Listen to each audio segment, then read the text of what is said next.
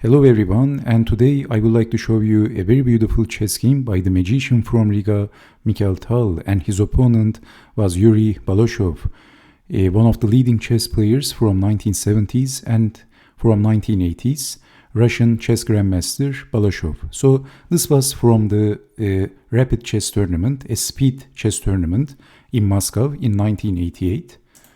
So Mikhail Tal starts the game with e4, and we have c5, the Sicilian defense, and we have the Taimanov variation of the Sicilian defense. a6, one of the most played moves, knight takes on c6, capturing, developing the bishop, d6, and castling, developing the knight, f4, bishop to e7, and then queen to e2. So black played d6 so that he can play knight to d7, knight to d7, and Tal is charging to the center. Knight to c5, and Tal captures the pawn, queen takes on d6, and then developing the bishop to c4. Not allowing knight takes bishop on d3 and damaging the pawn structure and creating an isolated weak pawn on d3. So bishop to c4 and then castling and developing the dark square bishop, connecting the rooks. Rook to d1 is possible, so stepping aside, and then bishop to d4 and targeting the king. So relocating the knight, knight is getting closer to the king, and then c5, bishop to c3, and then knight to b6. So Tal played lifting the rook up, rook to f3, and he is going to use the rook as an important attacking asset. So we have f6 and closing the dark diagonal to the bishop, but it is weakening the e-pawn, which is pinned. So bishop to a5, pinning the knight and unpinning the e-pawn. Knight to c3, attacking the e-pawn and threatening to play knight to a4. So solving both of the problems and also defending the e-pawn, unpinning the knight. And Mikhail Tal is eliminating the knight, bishop takes on b6, capturing the bishop, queen takes on b6. Tal played rook to e1, attacking the e-pawn and bishop to d6. So if capturing the pawn, rook over and pinning the bishop is possible. So Mikhail Tal is targeting the king, rook to h3. And we have f5.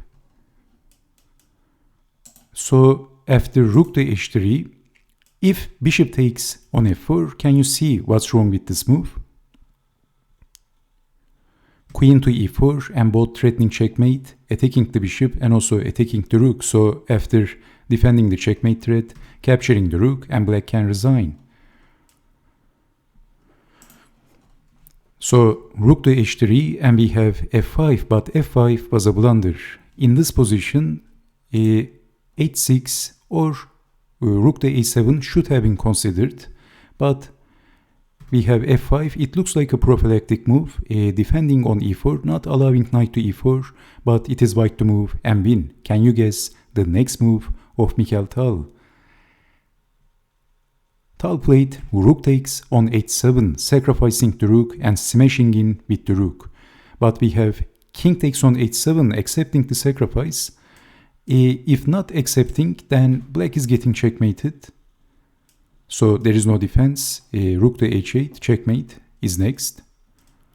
So after rook takes on h7, king takes on h7, checking the king, only move, and there is only one move in this position that wins for white. So can you spot that move again? The second winning move by Mikhail Tal was rook takes on e6 and smashing in with the second rook and sacrificing the second rook.